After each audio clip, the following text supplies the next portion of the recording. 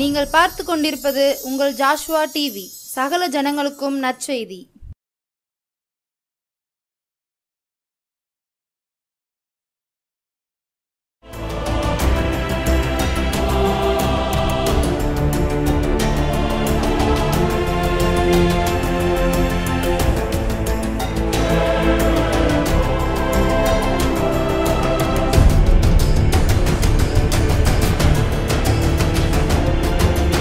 கர்த்தர் இயேசு கிறிஸ்துவின் நாமத்தினால மறுபடியுமாக ஜாஸ்வா டிவி மூலமாய் உங்கள் இல்லங்களிலே உங்களை தேடி வருவதில் நான் மிக்க சந்தோஷமாக இருக்கிறேன். அமேன். ஹல்லேலூயா. எத்தனை பேர் சந்தோஷமாக இருக்கிறீங்கன்னு உங்களுக்கு தான் தெரியும். அமேன். எல்லாருமே சந்தோஷமாக இருப்பது தான் தேவனுடைய சித்தம். ஏனென்று சொன்னால் மனிதன் துக்கத்தோடு கூட அங்கலாய்ப்போடு கூட கண்ணீரோடு கூட வாழ்வது தேவனுக்கு பிரியமான ஒரு காரியம் அல்ல. எல்லாருமே சந்தோஷமாக இருக்க வேண்டும், சமாதானத்தோடு கூட இருக்க வேண்டும் என்பதற்காக தான் தேவன் இந்த உலகத்திற்கு தன்னையே பலியாக தந்து இந்த உலகத்திலிருந்து அவர் பரலோகத்திற்கு சென்றார். ஆமென். ஹல்லேலூயா. ஆனால் நாம தான் என்ன செய்கிறோம்? பலவிதமான துக்கங்கள், பலவிதமான இடுக்கண்கள், பலவிதமான சோதனைகள் மத்தியில் துவண்டு போகிறோம், சோர்ந்து போகிறோம். ஆனால் ஏற்ற காலம் ஒன்று உண்டு, நம்மை தேவன் உயர்த்துவார். ஆனால் அதுவரை நாம் அடங்கி இருக்க வேண்டியது தேவ சித்தமாக இருக்கிறது. எடுத்து வாசிப்போம். 1 பேதுரு 5ஆம் அதிகாரம் 6ஆம் வசனம். ஏற்ற காலத்திலே தேவன் உங்களை உயர்த்தும்படிக்கு அவருடைய பலத்த கைக்குள் அடங்கியிருங்கள். ஆமென். ஹல்லேலூயா. ஏற்ற காலத்திலே தேவன் நம்மை உயர்த்தும்படிக்கு அவருடைய பலத்த கரத்துக்குள் என்ன செய்யணுமா? அடங்கி இருக்கணுமா. இன்னைக்கு அதுதான் கஷ்டம், அதுதான் கஷ்டம். ஏன்னா ஏற்ற காலம் எப்போது? நம்ம சிலருக்கு ஆறுதல் சொல்லும்போது பொறுமையாக இருங்க, சீக்கிரத்தில் உங்களுக்கு ஆண்டவர் அற்புதம் செய்வார்னு சொன்னால், என்னைக்குக்கா? என்னைக்கு? எல்லாம் முடிஞ்ச பிறவா? எனக்கு வயசான பிறவா? இல்லை எல்லாமே வாழ வேண்டிய வயசில் வாழாமல் வாழ்க்கையெல்லாம் முடிந்த பிறகு வாழ்வது வாழ்க்கையா? ஏற்ற காலம் அதுதானா அப்படின்னு சொல்லி நம்மை பார்த்து திரும்ப கேள்வி கேட்பார்கள். ஆனால் ஏற்ற காலத்தில் நம்மை உயர்த்துகிற தேவன் நிச்சயமாய் உயர்த்துவார் என்பதை விசுவாசிப்பதற்கு மிகவும் கடினமான காரியம்தான். ஆண்டவர் இந்த பூமியை படைக்கும் பொழுதுக்கு ஒவ்வொன்றுக்கும் ஒரு காலம், ஏற்ற காலத்தை வைத்திருந்தார். மழை பெய்வதற்கு ஏற்ற காலம், வெயில் அடிப்பதற்கு ஒரு ஏற்ற காலம், காற்று வீசுவதற்கு ஒரு ஏற்ற காலம், பனி பெய்வதற்கு ஒரு ஏற்ற காலம். ஏன்னா இது எல்லாமே ஒரே காலத்தில் இருந்ததுன்னு வச்சுக்கோங்களேன், எப்படி இருக்கும் பூமி? வெயிலும் அடிக்கு, மழையும் பெய்யுது, காற்றும் அடிக்கு, பனியும் பெய்யுதுன்னா அந்த பூமியில் எந்த விளைச்சலையும் நம்ம என்ன செய்ய முடியாது? பார்க்க முடியாது. வெயில் காலத்தில் எந்த பயிர் விளைவிக்க முடியும், எந்த பூக்கள் பூக்கும் என்பது கர்த்தருக்கு தெரியும். அதற்கு ஏற்றாற்போல் அந்த சீதோஷண நிலைமைக்கு ஏற்றாற்போல் ஏற்ற காலத்தில் பூக்கிற பூக்கள் உண்டு. ஆமென். ஹல்லேலூயா. மழை காலத்தில் எந்த பயிர் வகைகள் முளைக்கும் என்பது கர்த்தருக்கு தெரியும். அந்த மழை காலத்தில் பயிர்விக்க வேண்டிய அந்த ஏற்ற காலம் அந்த பயிருக்கு அது. பனிக்காலத்தில் எதை செய்ய வேண்டும் என்பது கர்த்தருக்கு தெரியும். அதுதான் ஏற்ற காலம். காற்றடிப்பும் பொழுது என்ன செய்ய வேண்டும்? ஏற்ற காலம். எல்லாத்துக்குமே இந்த பூமியில் ஏற்ற காலம் வைத்திருக்கிறார் தேவன். நம்முடைய வாழ்க்கையிலும் நாம் உயர்வதற்கு ஒரு ஏற்ற காலம் வைத்திருக்கிறார். ஐயா ஏற்ற காலம் என்று சொல்கிறீங்க, ஆனால் நான் என்ன செய்கிறேன்? எப்போவுமே கஷ்டப்பட்டுட்டு தான் இருக்கேன். நான் பிறந்ததுலேருந்து நான் பார்க்குறேன், என்னைக்கு எடுத்தாலும் எனக்கு கஷ்டம்தான், எதை எடுத்தாலும் கஷ்டம்தான். ஆமென். ஹல்லேலூயா. எனக்கு ஒரு ஏற்ற காலம் வருமா? வரும், நிச்சயமாய் வரும். யோசேப்புக்கு ஆண்டவர் ஒரு ஏற்ற காலம் வைத்திருந்தார். தரிசனம் கொடுத்தார், சொப்பனம் கொடுத்தார், உன்னை உயர்த்துவேன் என்று சொன்னார். ஆனால் ஒரு ஏற்ற காலம் இருந்தது. அதற்கு முன்பாக அவன் அடங்கி இருக்க வேண்டிய காரியங்கள் எத்தனை பாருங்க. அவனுடைய வாழ்க்கையில் அவன் அடங்கி கொண்டே தான் இருந்தான். குழியில் தூக்கி போடப்பட்டான் தன் சகோதரர்கள். அந்த நேரத்தில் கூட அவனால் ஒன்றும் பேச முடியல. வஸ்திரங்கள் களையப்பட்டான், விற்கப்பட்டான், அந்த எஜமானிடத்தில் அவமானப்படுத்தப்பட்டான், பழி சுமத்தப்பட்டான், சிறைச்சாலையிலே தள்ளப்பட்டான். எல்லா சூழ்நிலைகளிலும் ஏற்ற காலம் ஒன்று உண்டா என்று சொல்லி அவனுடைய இருதயம் ஏங்கியிருக்கும். கர்த்தர் எனக்கு சொப்பனம் காட்டினாரே, நான் உயர்த்தப்படுவேனா என்று சொல்லி அவனுக்குள்ளாய் அவன் கலங்கி இருப்பான். ஒருவேளை நான் பார்த்த சொப்பனம் உண்மைதானா அப்படின்னு கூட நினைக்கிற அளவுக்கு தள்ளப்பட்டு இருக்கலாம். அது எழுதப்படலை பைபிளில். ஆனால் அவனுடைய உள்ளம் அப்படி இருந்திருக்கல. நம்மை பார்த்து ஆண்டவர் சொல்லுவார், உன்னை உயர்த்துவேன்னு சொல்லிடுறான்னு வச்சுக்கோங்களேன். நம்முடைய இருதயத்தில் நடக்கிற சூழ்நிலைகளை பார்க்கும் பொழுது ஒன்றுமே நடக்காத மாதிரி தெரியும். ஆனால் நம்ம என்ன நினைப்போம் தெரியுமா?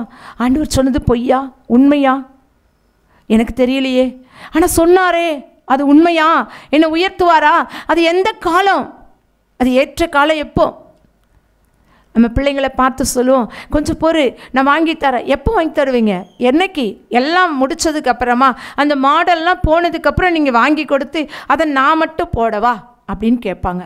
ஏற்ற காலத்தில் தான் எந்த ஒரு ட்ரெஸ்ஸோ எதையும் போட பிள்ளைங்க விரும்புவாங்க. அந்த ஏற்ற காலம் எது அப்படின்னு நம்ம அறிந்து கொள்ள வேண்டும். தேவ சமூகத்தில், ஆண்டவரே நீர் என்னை ஆசீர்வதிக்கத்தக்கதான ஏற்ற காலம் எது? அந்த காலத்தில் என்னை ஆசீர்வதிக்க வல்லவர்.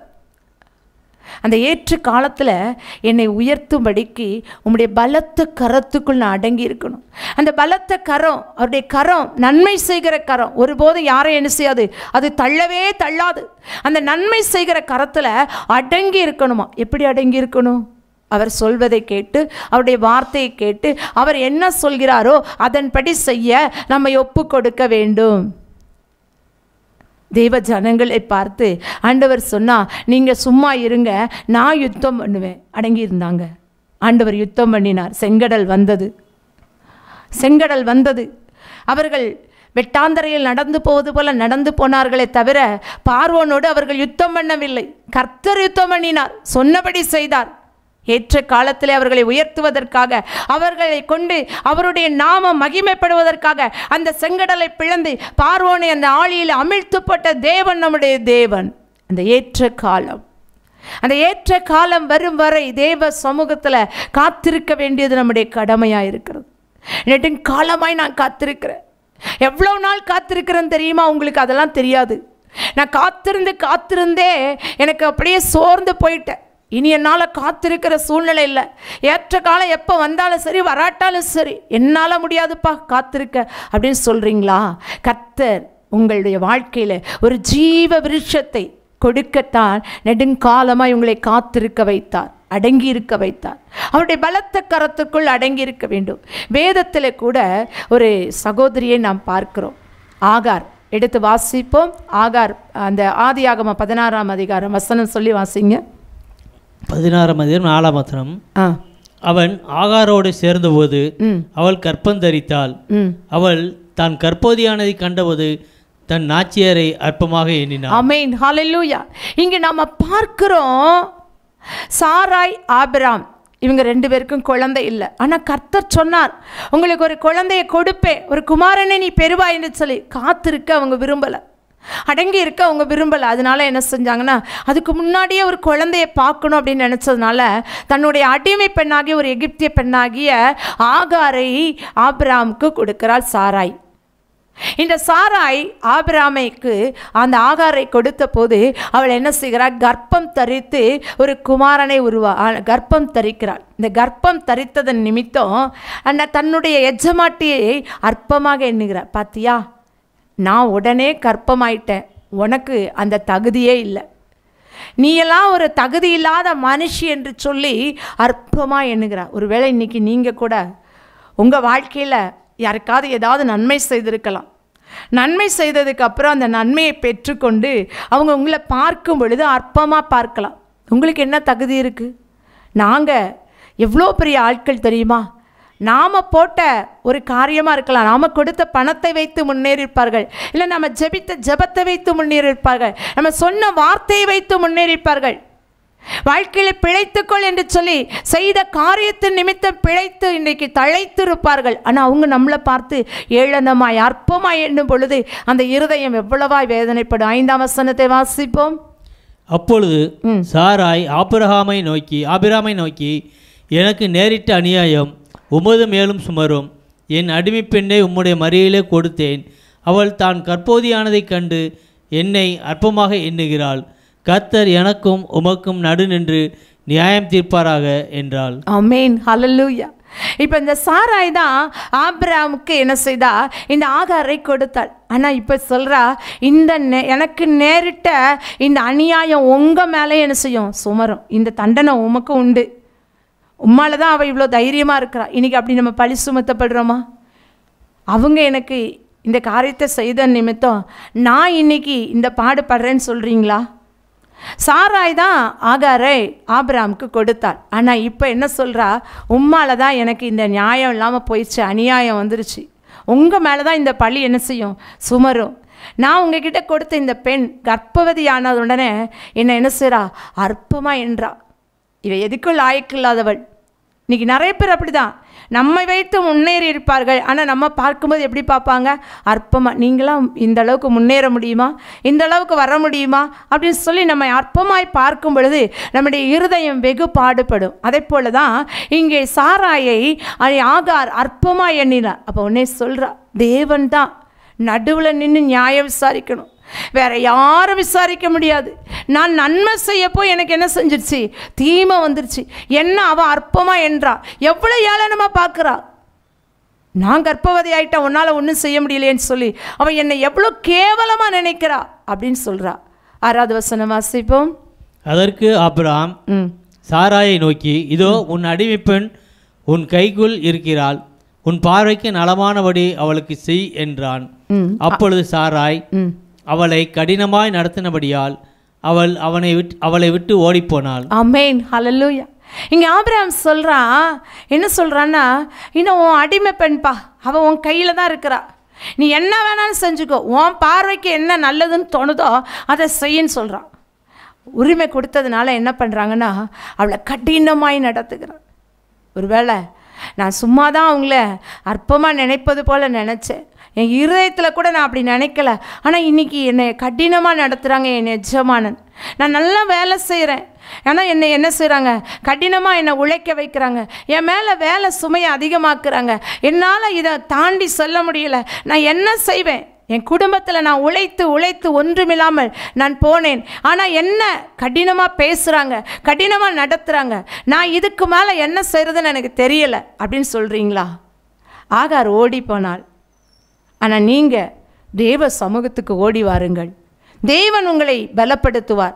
உலகத்தில் நம்ம எங்கே ஓடி ஒளிந்தாலும் நமக்கு என்ன இல்லை, நிம்மதி இல்லை, நமக்கு விடுதலையும் இல்லை, நமக்கு ஒரு விமோசனமும் இல்லை. ஆனால் தேவ சமூகம் நமக்கு என்ன செய்யும்னா பதிலளிக்கும், நமக்கு பரிந்து பேசும், நம்மை விடுதலையாக்கும், நம்முடைய காரியத்துக்கு ஒரு முடிவை கட்டும்.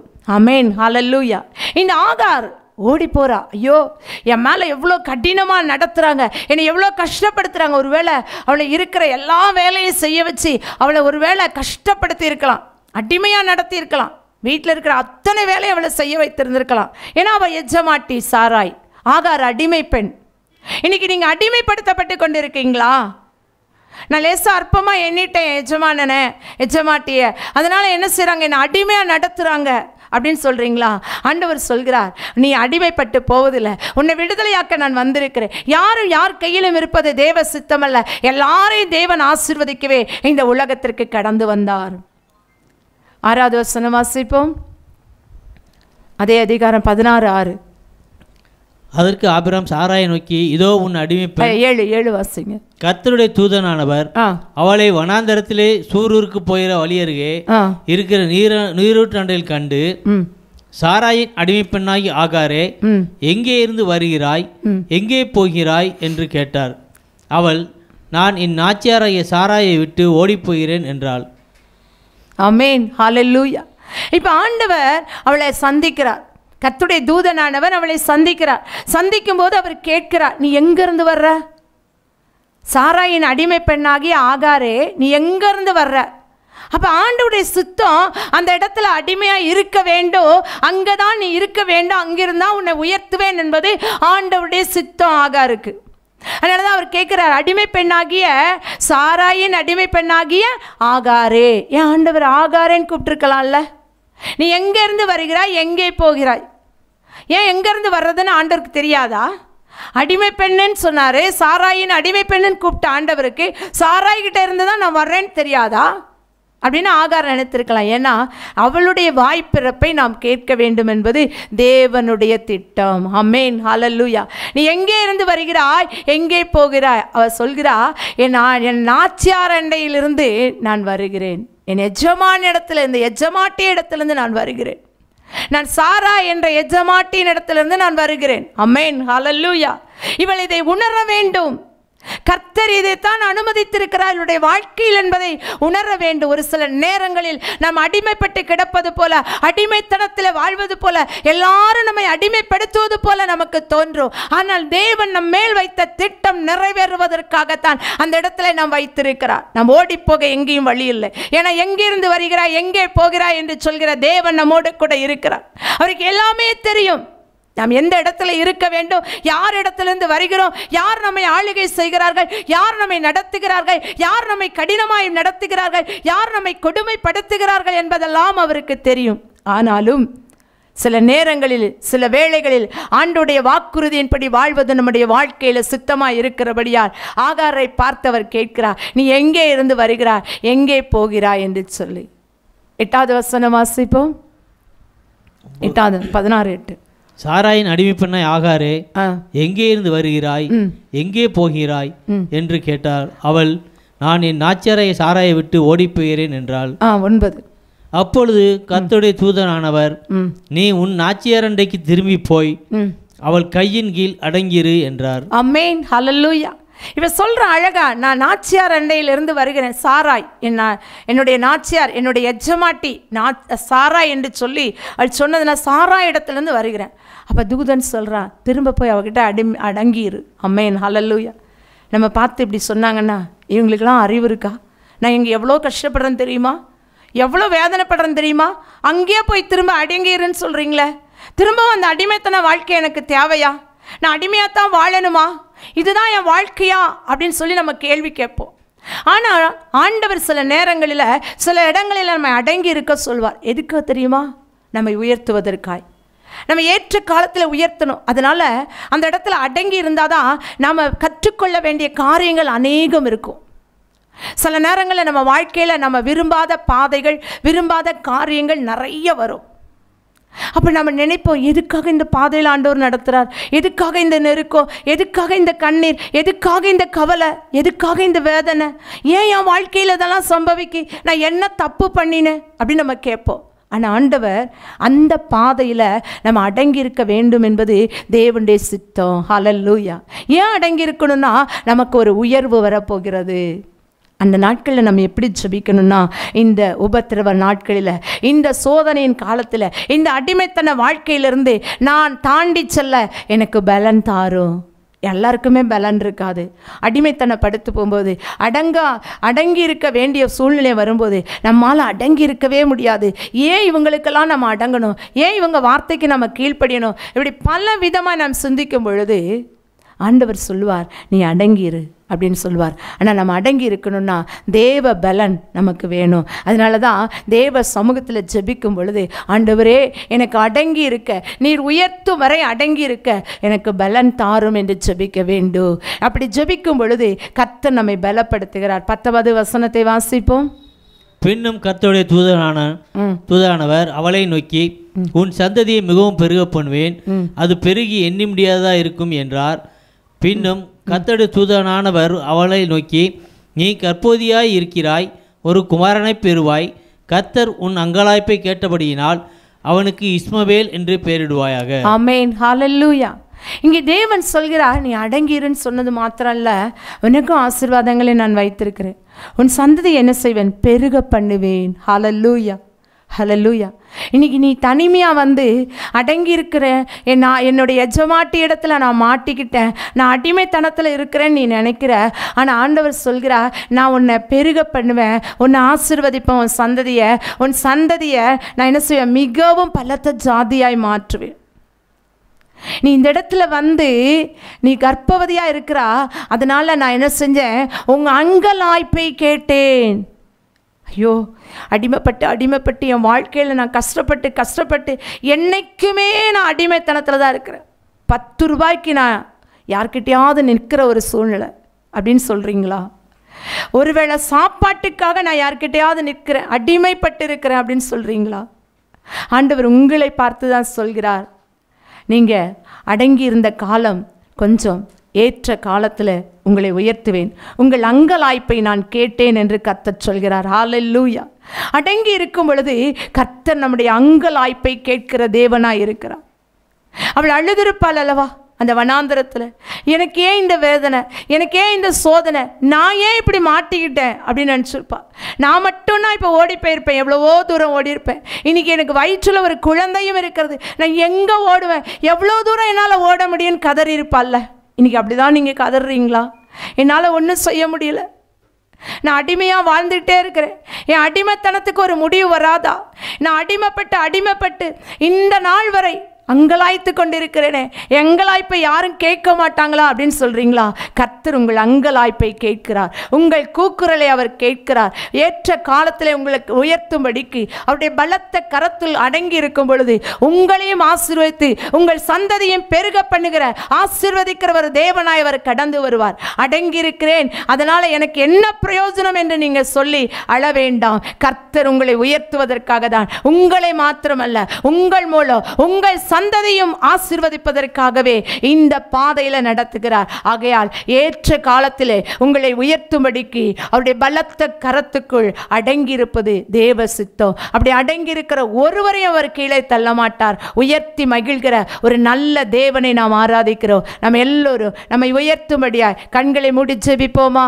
ஹல்லேலூயா. உம்மை நன்றியோடு ஸ்தோத்திரிக்கிறோமாப்பா. இந்த வேளையிலோ, இந்த ராத்திரி வேளையிலோ யாரெல்லாம் கண்ணீர் சிந்தி, ஆண்டவரே எங்களுக்கு வேற வழியே இல்லப்பா, நாங்கள் அடிமைத்தனத்தில் இருக்கிறோம், எத்தனையோ வருஷங்களாய் எங்கள் சம்பளம் உயர்த்தப்படாதபடி, எங்கள் வருமானம் உயர்த்தப்படாதபடி, எங்கள் வாழ்க்கை சூழ்நிலை உயர்த்தப்படாதபடி அடிமைத்தனத்தில் நாங்கள் வாழ்ந்து கொண்டிருக்கிறோமே, எங்களுக்கு ஒரு உயர்வு வராதா? எத்தனை நாட்கள் நாங்கள் உம்முடைய கரத்தில் அடங்கி இருக்கணும்ப்பா, எங்களுக்கு இது தெரியலையே. ஏற்ற காலம் எப்பொழுது என்று சொல்லி கலங்குகிற ஒவ்வொரு பிள்ளைகளுக்காக நாங்கள் ஜெபிக்கிறோம் ஆண்டவரே. இதோ உம்முடைய பிள்ளைகளை உயர்த்துகிற காலமா இது இருப்பதாக என்று நாங்கள் ஜெபிக்கிறோம் ஆண்டவரே. உம்முடைய சமூகத்தில் ஆண்டவரே கண்ணீர் விட்டு அங்கலாய்க்கிற ஏசப்பா, எங்கே ஓடுவோம் என்று சொல்லி ஓடி அலைந்து திரிகிற உம்முடைய பிள்ளைகளை ஒன்று கூட்டி ஆண்டவரே அவர்களை உயர்த்தி ஆசீர்வதிக்க ஒப்புக் கொடுக்கிறோம் ஆண்டவரே. பலத்த கரத்துக்குள் அடங்கியிருந்து ஜெபிக்கிற ஏற்ற காலம் இதுதான் என்று சொல்லி காத்திருக்கிற ஒவ்வொரு பிள்ளைகளையும் நீர் ஆசீர்வதிப்பீராக. வேலை இல்லாதபடி ஆண்டவரே அழுது புலம்புகிற பிள்ளைகளுக்கு நல்ல வேலை வாய்ப்பை ஏற்படுத்தி கொடுங்கப்பா. திருமணத்துக்காய் காத்திருக்கிற பிள்ளைகளுக்கு இது காலம் என்று சொல்லி திருமணத்தை ஒழுங்குபடுத்தி கொடுங்கப்பா. வீடு இல்லாத பிள்ளைகளுக்கு வீடு வாசல்களை ஏற்படுத்தி கொடுங்கப்பா. ஏற்ற காலத்தில் உம்முடைய பிள்ளைகளை உயர்த்துவீராக, உம்முடைய பிள்ளைகளின் பிள்ளைகளை உயர்த்துவீராக, உம்முடைய நாமத்தை மகிமைப்படுத்துவீராக. இந்த இரவில் இந்த செய்தியை கேட்ட ஒவ்வொருவரையும் ஆசீர்வதியும், உம்முடைய நாமத்தை மகிமைப்படுத்தும். மீட்பர் இயேசுவின் நாமத்தின் நல்ல பிதாவே, ஆமேன் ஆமேன். இந்த செய்தியை கேட்ட உங்கள் யாவரையும் கர்த்தர் தாமே ஆசீர்வதிப்பாராக. ஆமேன் ஆமேன்.